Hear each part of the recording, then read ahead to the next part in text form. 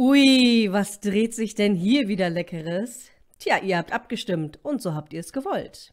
Hallo, hier ist Emma, Emma Magians. Heute heißt es wieder Hefewasser für alle. Alles, was dein Gebäck begehrt. Wir fangen hier mal mit dem Sauerteig an.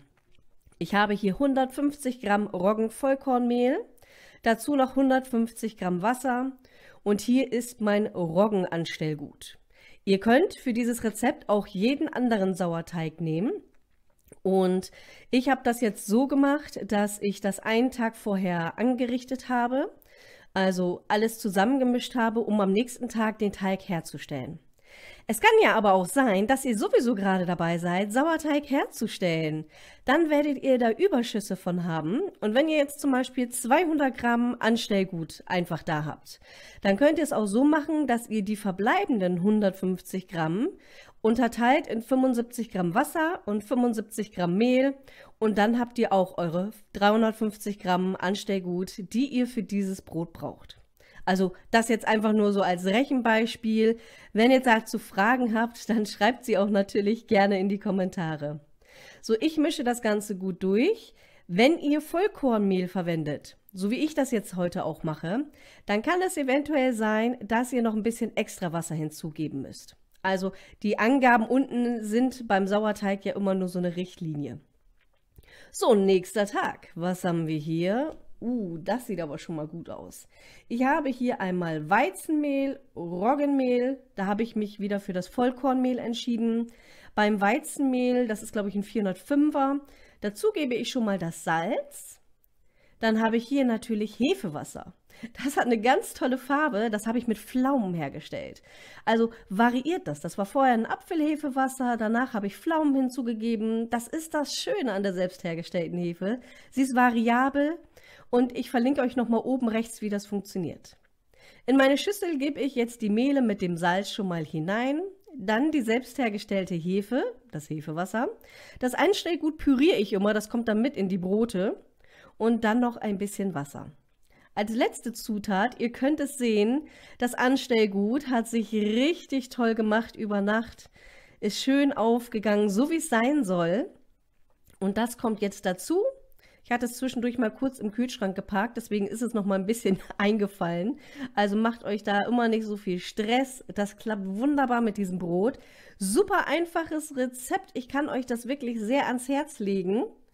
Zur Not, wenn ihr es eilig habt, dann nehmt ihr 50 Gramm Anstellgut und die Zutaten, die da stehen, also 150 Gramm Mehl, 150 Gramm Wasser und dann die restlichen Sachen, gebt das direkt einmal hinein und vermischt es. Dann müsst ihr die 12 Stunden nicht warten, dann dauert es aber auch noch mal länger. So, wenn der Teig geknetet ist, mache ich hier jetzt mal meinen Gärkorb bereit. Wenn ihr das nicht habt, dann könnt ihr auch ein Sieb nehmen und ein Küchentuch reinnehmen und das dann eben bemähen.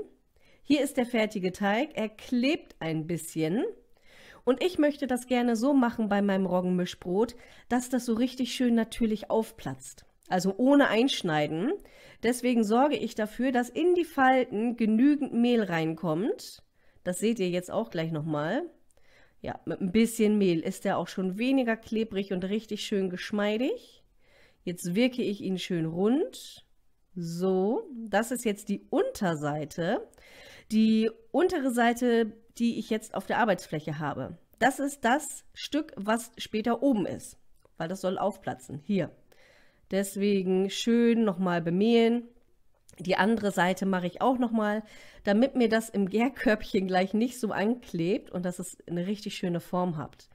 Also ich kann euch dieses Brot wirklich empfehlen, es ist super anfängerfreundlich, richtig klasse. Und wenn ihr den Sauerteig vorher 12 Stunden habt gehen lassen, dann sieht das ungefähr nach 4-5 Stunden so aus. Der ist schon ein bisschen drüber, also macht es ruhig weniger. Wenn ihr die Zutaten alle so zusammenmischt, ohne die 12 Stunden vorher, dann kann das schon so 6, 8 bis 10 Stunden dauern. Das habe ich hier jetzt nochmal eben gemacht. Das ist der Teig, einfach so komplett zusammengemischt. Und dann habe ich stündlich geguckt. Ich so, Mensch, das gibt's doch nicht. Das braucht ja ewig. Aber das liegt einfach daran, dass das Sauerteiganstellgut keine Zeit vorher gehabt hat. Also da einfach Geduld haben, aber ist ja optimal wieder für Berufstätige. Und so sieht das dann aus. Richtig schön aufgeplatzt. Ich habe es noch mal kurz stehen lassen. Ab in den Backofen. Das waren 10 Minuten mit Wasser bei 250 Grad und dann noch mal mit ohne Wasser, also ohne Wasser, noch mal bei 200 Grad für 20 bis 25 Minuten. Ich zeige euch mal hier den Anschnitt. Das ist ein richtig schönes, saftiges Brot. Guck mal, wenn ich den Finger reindrücke. Unheimlich lecker. Ich verlinke euch zum Schluss auch nochmal die Playlist mit dem Sauerteig, wie ihr das ganz einfach selber herstellen könnt. Sogar mein Turbo-Sauerteig innerhalb eines Tages. Lasst euch da überraschen. So, und ich schneide es jetzt hier nochmal an. Das ganze Brot ging locker weg. Und das Schöne ist, falls ihr nicht so viele Esser zu Hause habt, dann habt ihr hier wirklich die perfekte Möglichkeit, das an einem Stück zu essen. So, hier gibt es noch mehr für euch. Ich wünsche euch viel Spaß beim Anschauen. Liebe Grüße, eure Emma.